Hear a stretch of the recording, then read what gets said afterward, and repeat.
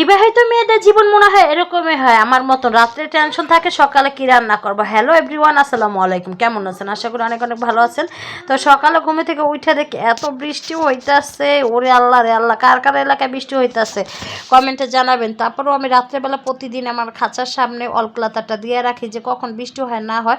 দেখেন কত বৃষ্টি পানি আসছে।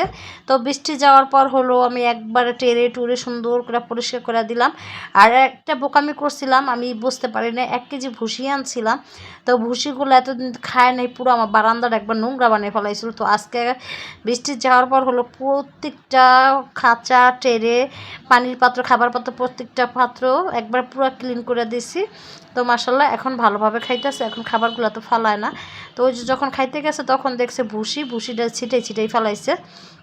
আর একটা মুরগির আঘাত করছে, ঠোকরাই এককাল মাথার ভেতরে চামড়া উঠিয়ে লাইছে।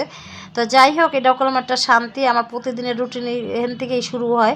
আগে আমি যেহেতু আমি বারান্দা, যেহেতু আমি 3তলা ফ্ল্যাটে থাকি, এই জন্য হলো বারান্দা বসে মুরগি পালি। যেহেতু আমি পালি দেখে প্রতিদিন পরিষ্কার করে রাখি, তাহলে আমার কোনো দুর্গন্ধ হয় না, কিচ্ছু হয় না। প্রতিদিন সকালে উঠে আগে এটা পরিষ্কার করে দিই, পরে সারাদিন যা হয় রাত্রে যা হয় তারপর ক্লিন করে দিই।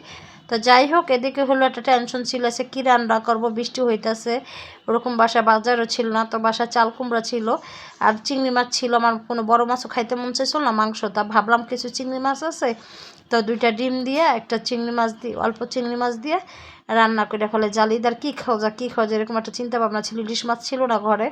আর এদিকে হলো গতকালকে রাত্রে আপনার ভাই লোক মূলা শাক নিয়ে আসছিলো, তো এই মূলা শাকটাই বেছে বুছে রান্না করলাম। তো আজকে ছাদেও যাইনি, যে ছাদে যে কোনো সবজি টবজি, ছাদেও মানে অনেক শাক টাক হয়ে রয়েছে, দুন্দুল হয়ে রয়েছে।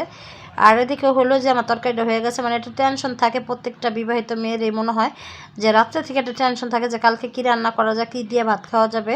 তো যাই হোক, এদিকে মূলা শাকটাও ভাজি করে নিলাম। আর এদিকে আমাদের আজকে দুপুরে খাবার আলহামদুলিল্লাহ ডিম চিংড়ি আর জালি দিয়ে রান্না, মূলা শাক আর সাদা ভাত। আলহামদুলিল্লাহ এই খাবারগুলো আমার কাছে মোটামুটি ভালোই লাগে, অতটা খারাপ লাগে না, অনেক ভালো লাগে। আর মূলা শাকটা আমার হাজব্যান্ডের অনেক পছন্দ। এটা কারণ কিনা মূলা শাক, আমার ছাদের না, ছাদেরগুলো শেষ হয়ে গেছে, এখন নাই মূলা শাকটা। আর আজকে ছাদে যাই না, বিকালবেলা একটু যাব। তো যাই হোক, এদিকে হলো বিকালবেলা একটু ছাদে চলে গেলাম খাওয়া দাওয়ার পরে। যেহেতু বৃষ্টি হয়েছে, দেখেন মাটিগুলো একবার নরম হয়ে গেছে।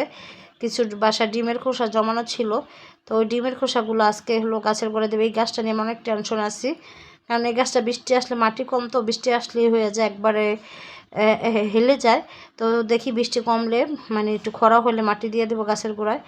তো মাটি দেওয়ার পর হলো যে প্রত্যেকটা আম গাছগুলো একটু ডিমের খোসাগুলো দিয়ে দিলাম। আর ওদিনকে যেটা করলা গাছ, আর দেখি শালগম হয়ে রয়েছে মার্শাল্লাহ। আর যে কোনো গাছের নতুন সবজি হলে খুব ভালো লাগে, দেখতেও সুন্দর লাগে। একটা ওই লাগায় যে কাঠগোলাপের ঠালটা থেকে ফুল হয়ে এলাইছি। আর এদিকে আমার বাচ্চারা বলতেছে বিকালে কিছু খাবে, তো বিকালে যে সমোসা এগুলো ভাজিয়ে দিলাম।